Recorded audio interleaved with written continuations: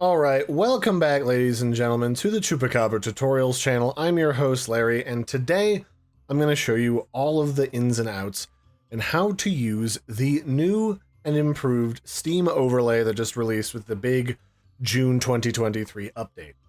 So to access your overlay, let me just move a couple things around here.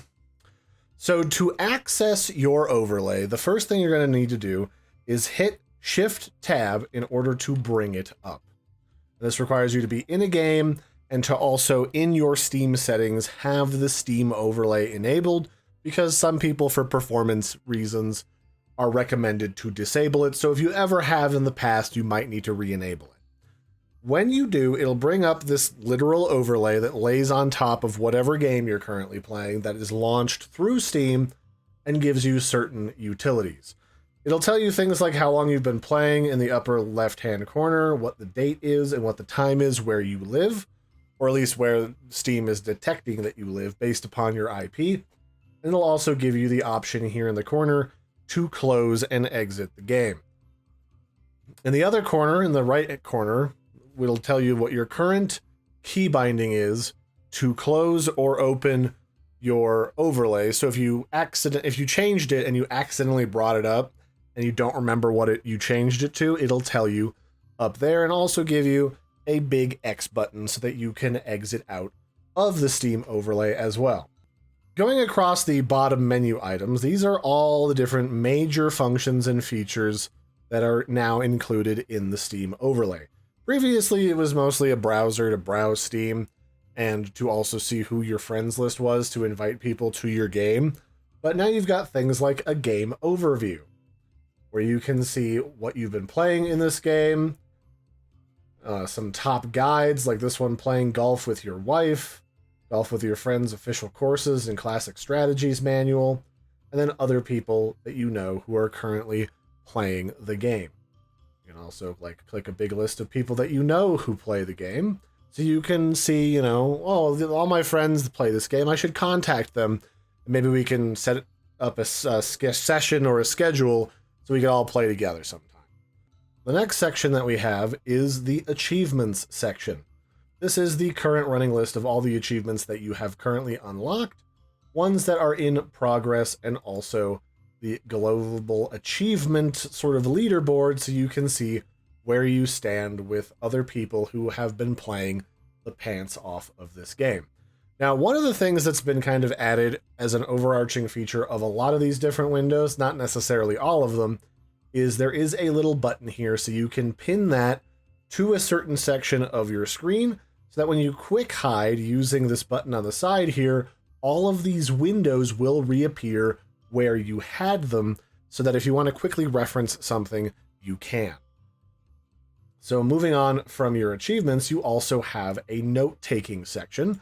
This is where if you're playing a game that, like, say there's a puzzle and they tell you the code for the vault is 15545 or whatever, you can write that here so that you don't have to get a pen and paper like I used to do when I still did YouTube gaming stuff, and then, be able to remember that. Because some games don't have an interface that does that for you. So that's kind of handy, and it's even got little text editing so you can style bold and make lists and all that stuff, which is really handy. You can create new notes, you can delete old notes, all of basic note-taking features are here, and these are also synced to the actual Steam account itself, so if you go between computers, or if you have to reinstall the game, these won't go away. They'll still be attached to your Steam account next time you open these up. These notes are not tied to a specific game, these are just notes attached to your account. And then again, you can pin this if you want, so that it stays right here. And you can also set it if it's like the window opacity, so that if you want, it can be open and you can use it while you're playing games as like a reminder of what your to-do list is if you don't have like a quest tracker in some game. So that's kind of handy. The next section is the guides section. This will open up a menu that shows you the Steam community for golf with your friends or whatever game you're currently playing. That'll offer you different guides and walkthroughs if you need help. After that, you have discussions. Again, that just opens up the community portal for golf with your friends so you can see a bunch of different forum posts if you have like a bug you want to report or if there's an issue you're having. and you want to see if someone else has the same issue and answered that question, you can do that. You can check on what DLCs are available for your game by clicking on the DLC button. So if you're missing a DLC that you want to buy really quick to play with your friends, or maybe you just completed the game and you want to see what DLC you can play with your friends, that option is in the DLC section. You also have access to the Steam Workshop. Obviously, you can jump through all of the community portal section like stuff here at the top through just one of these windows, but they're quick links that take you to specific sections of the Steam Workshop. After that, you've got the screenshots. If you take a lot of screenshots, it'll open up your screenshot management folder that's attached to your Steam account. So you can decide if you want to share screenshots from your game. You can see screenshots from different games as you go to see if you want to take some similar shots from one game and another game to kind of show a comparison of their graphics, whatever. You've got that screenshot gallery there. You can see your friends list, who's playing what, and a quick little list there. You can also go to the web browser if you want to just browse the web and search for something in the event that you're having trouble or just want to dink around while you're waiting for people. You can also access your controller settings where you can adjust your controller setup if something's being funky while you're trying to plug in your Xbox or your PlayStation controller. I have other tutorials that go more into depth as well if you're looking for something about PS4 controllers, PS5, or what have you.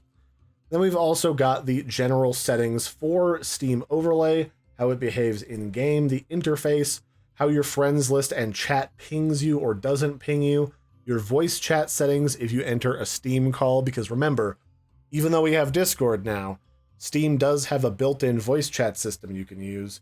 There's also how you set up your music controls if you have a music integration with Spotify or Pandora, broadcast controls so that you can stream to your friends directly over Steam, and all of that good stuff. And then the last one here, if you've got your notes open and your screenshots, the quick toggle, which just instantly minimizes everything and puts it back up for quick reference as you need it. And that is all of the new goodies inside of the new and improved Steam Overlay. I hope you found this helpful. I've been your host, Larry. Don't forget to like and subscribe. And if you have any questions, throw those in the comment section below. I will try my best to answer all of the ones that I can. Otherwise, Google is always your best friend. I've been your host, Larry. Don't forget to like and subscribe, and I'll catch you later. Bye.